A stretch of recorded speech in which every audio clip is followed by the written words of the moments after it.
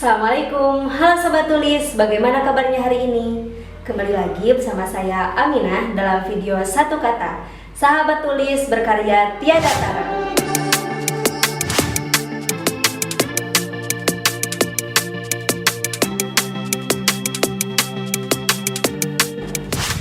Di video kita kali ini, kita akan sama-sama belajar cara membuat outline ide. Sebelum masuk ke cara membuat outline ide, ada yang tahu nggak outline ide itu apa?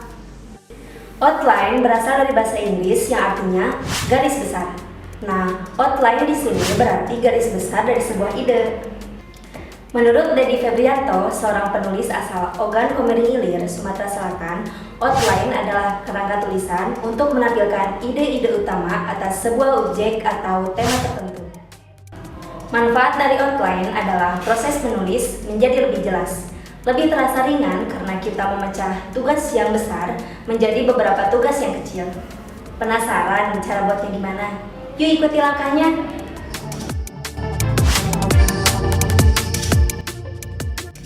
Nah, sesuai dengan manfaat adanya outline, kita bisa menulis melompat-lompat bab tanpa kehilangan arah karena outline yang merekam kerangka besar tulisanmu. Misalnya saja, setelah selesai bab 1, kamu ingin melompat menulis bab 4.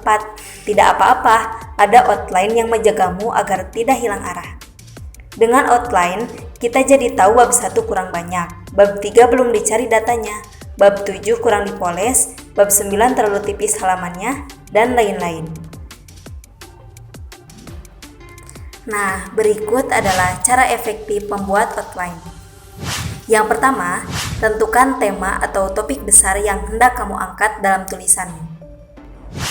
Yang kedua, mengembangkan daftar isi untuk outline kamu. Yang ketiga, proses seleksi dan pengorganisasian dari isi outline kamu.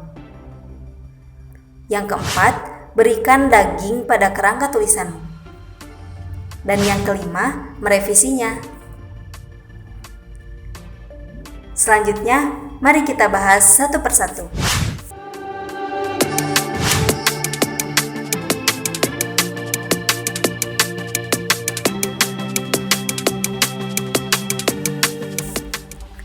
Yang pertama, tentukan tema atau topik besar yang hendak kamu angkat dalam tulisanmu. Pertama-tama, kamu harus tahu hendak menulis apa. Mengetahui dengan pasti apa yang hendak kita tulis adalah langkah pertama dalam membuat outline yang baik. Kita harus tahu kita mau menulis tentang apa, sehingga isi outline-nya bisa fokus pada apa-apa yang memang hendak dituliskan.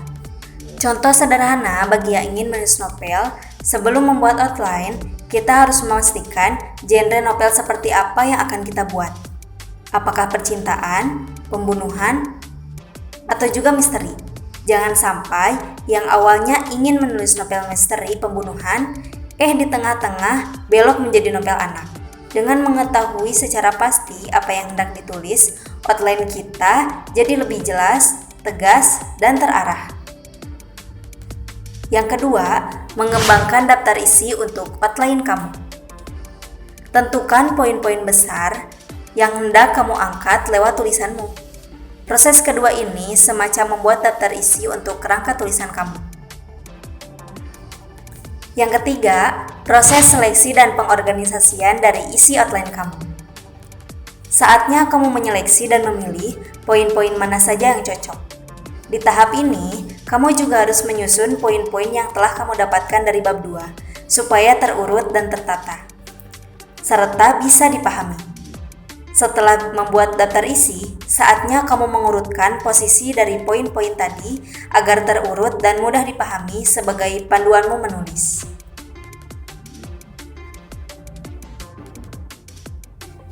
Yang keempat, berikan daging pada kerangka tulisanmu. Kerangka saja belum cukup kuat jika tidak ada otot yang menopangnya. Berikanlah otot dan daging pada kerangka tulisanmu. Buat mereka gemuk dengan gagasan pendamping atau support ide. Poin-poin pendukung inilah yang nantinya akan memandumu dalam proses menulis. Jadi, kamu tahu di bab 1 harus menulis ini, setelah menulis itu, dan seterusnya. Poin-poin pendukung ini biasanya berupa contoh, fakta, dan data. gambar, teori, kutipan, bisa juga anekdot atau cerita flashback. Masuk ke nomor 5, yaitu merevisinya. Yaps, sebagaimana tulisan, outline juga harus dikoreksi dan direvisi. Seperti tahap terakhir menulis yang adalah menyuntingnya kembali, langkah terakhir menulis outline adalah mengoreksinya ulang. Sepanjang perjalanan proses kepenulisan, penulis sesekali akan merevisi outline-nya karena berbagai hal, munculnya ide baru misalnya. Dengan demikian, outline ini bersifat bisa berubah-ubah sesuai kebutuhan.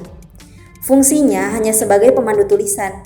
Jadi, apa yang ada dalam outline awal kamu bisa saja berubah saat kamu menulisnya. Itu wajar saja dan dialami banyak penulis. Peran outline lebih pada pemandu dalam proses menulis, menjaga agar kita tidak melenceng dan luber kemana-mana saat menulis. Membuat outline terlebih dahulu sebelum menulis mungkin akan terasa sedikit repot, tetapi yakinlah bahwa balasannya akan sangat setimpal. Bahkan, para penulis besar seperti J.K. Rowling dan Agatha Christie juga memilih menggunakan outline ini dalam menulis. Waktu yang kita habiskan untuk membuat outline yang jelas akan sepadan dengan waktu yang habis untuk meneliti dan menulis naskahmu. Jika penulis sudah mempunyai outline yang jelas, bisa dibilang dia sudah menyelesaikan sepertiga dari proses menulisnya, kata Brad Jomick. Sebenarnya, saat kita mulai membuat outline, kita sudah memulai proses menulis itu sendiri. Inilah cara terbaik menulai tulisan kamu. Jika kamu ingin tulisanmu cepat selesai dan dengan isi yang tidak mengecewakan, cobalah membuat outline-mu terlebih dahulu. Materi ini saya dapatkan dari Kak Dedi Febrianto, seorang penulis asal Ogan Komering Ilir, Sumatera Selatan, dalam seminar dengan judul materi yaitu Cara Membuat Outline Ide dan Menentukan Nama Tokoh yang Menjual. Terima kasih Kak Dedi Febrianto.